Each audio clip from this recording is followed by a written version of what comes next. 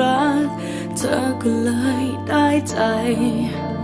คงกันอยู่เรื่อยไปมองไม่เห็นหัวกันให้เธอไปเท่าไร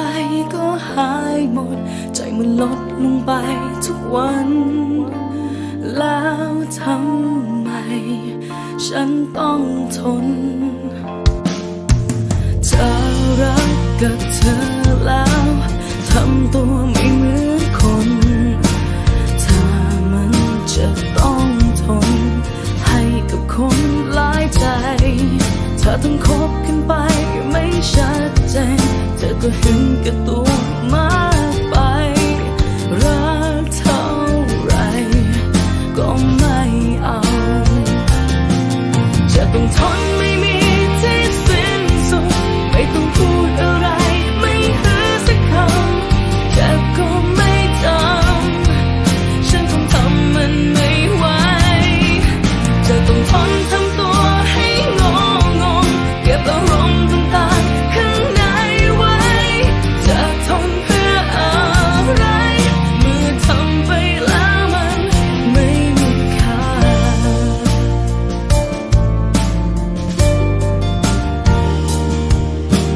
จะรักกับเธอแล้วทำตัวไม่เหมือนคนถ้ามันจะต้องทนให้กับคนหลายใจถ้าต้องคบกันไปไม่ชัดเจนเธอก็เห็นแก่ตัวมากไป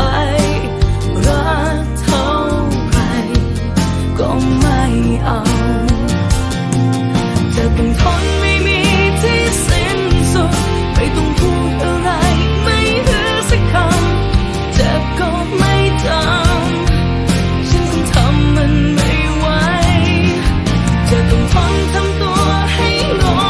งเก็บอารมณ์ต่างๆข้างในไว้จะทนเพื่ออะไรเมื่อทำไปแล้วมัน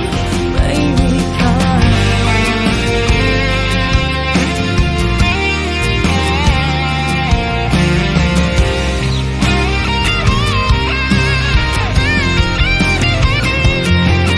จะต้องทนไม่มีที่สิ้นสุดไม่ต้องพูดอะไร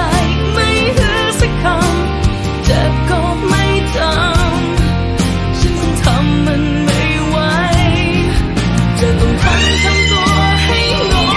งเก็บอารมณ์ต่างๆข้างในไว้จะทนเพื่ออะไรเมื่อทำไปแล้วมันไม่มีค่าจะทนเพื่ออะไรจะรักสักเท่าไรก็ไม่เอา คุณจะให้ฉันทำยังไงอ่ะก็ฉันบอกแล้วว่าฉันไม่ได้ทำอ่ะพอเถอะ คุณมีอะไรกับมันคุณคิดว่าฉันไม่รู้เหรอคุณคิดว่าฉันโง่มากใช่ปะ ผมไม่เคยมองว่าคุณโง่เลย คุณแค่ฉลาดน้อย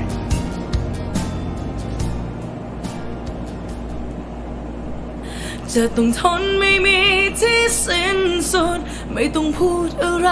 ไม่หือสักคำเจ็บก็ไม่จำฉันคงทำมันไม่ไหว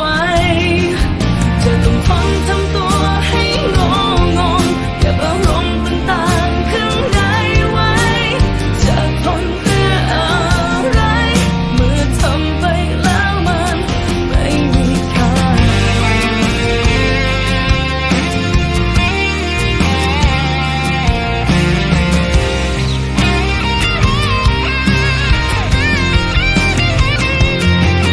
จะต้องทนไม่มีที่สิ้น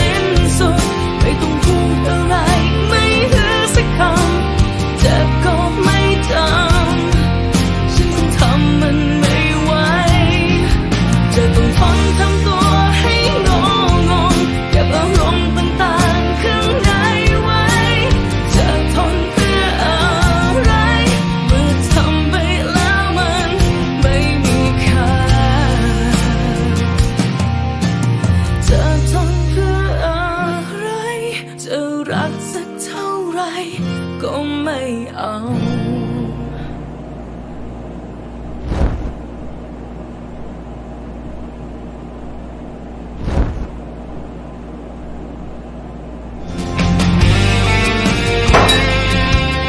เป็นไง โง่อยู่ตั้งนาน รู้ยังว่าการเป็นควายอ่ะมันเจ็บแค่ไหน จะเป็นคนไม่มีที่สิ้นสุดไม่ต้องพูดอะไรไม่เหลือสักคำเจ็บก็ไม่จำฉันทำมันไม่ไหว หยุดขออีกสักที